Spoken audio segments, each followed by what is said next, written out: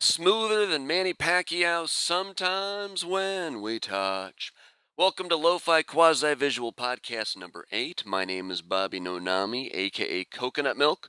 Over there, a co-pilot that makes sure my Sunday dinner is blessed to my body, our main man Jesus. Although at times lately, our relationship has been a little strained. Sometimes it seems like the harder I pray, the worse things get. But that gets us to the trump card in every religious debate. That's why they call it faith.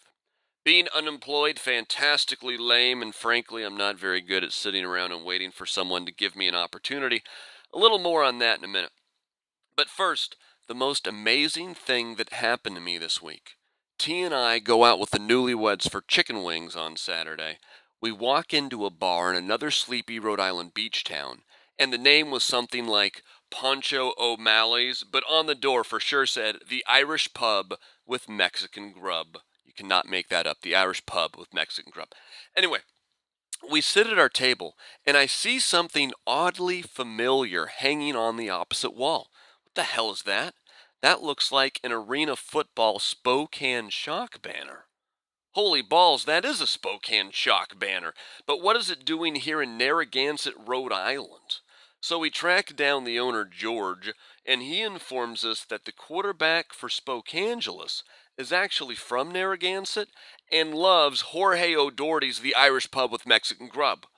But now, just like the double rainbow guy, I'm asking myself, what does it mean? I think I'm going to take the Spokane Shock banner as a sign I'm supposed to blow my entire unemployment check every week at Miguel O'Bannon's. Random aside, by the way, I'm not sure if I've seen a single Mexican since I've been here, not even outside of Home Depot. In fact, I gotta look at these old pictures of my brother-in-law Eli just eating nachos. In other news, I've got fucking pink eye. I'll let you insert your own masturbation joke, God knows everyone else is, but this is goddamn annoying. And my eye is pinker than Richard Simmons' underpants, who is, by the way, one of my favorite human beings of all time, single-handedly proving that jogging shorts and pantyhose aren't just for hooters, or even ladies.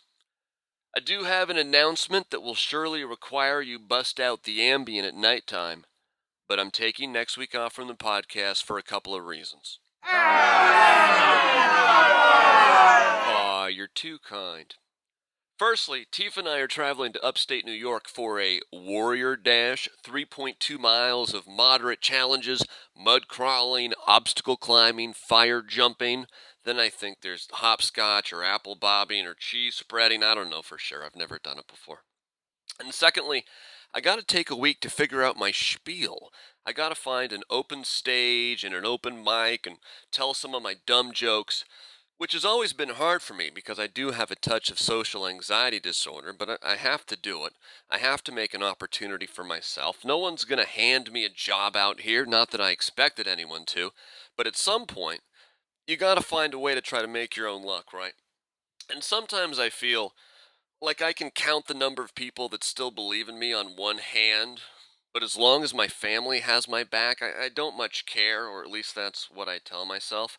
If I fail, which I may, so what? I've never had an experience on stage so great, so there's no evidence that I will excel, but I gotta try.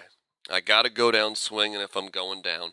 No regrets, no excuses, other assorted cliches.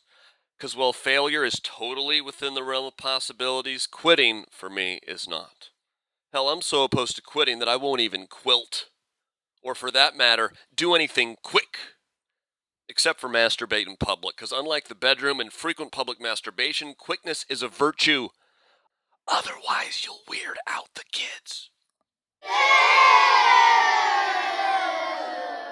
Sorry.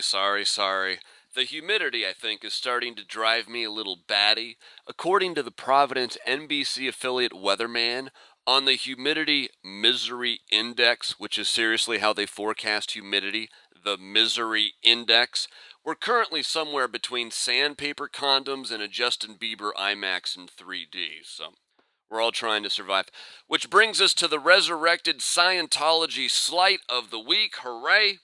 It's so humid in Rhode Island, it's like reading Dianetics while walking around in Kirstie Alley's vagina. Time now for closing thoughts with Jonathan Papelbon, who has been nursed back to life after being attacked by rabid fisher cats in my imagination, but he is only well enough for two this week. First, Jersey Shore is back, but don't you think JWoww looks far worse skinny? I don't know why she lost all that weight. Stupid boyfriend, me and Papelbon do. And 1 week as a podcast twist. Should I world premiere my children's book about the transgender interracial zebra who wins in the end by lowering his already miserable expectations? We'll try to get Tifa to illustrate it. I think it might be kind of funny. Until next time, remember who's got your back?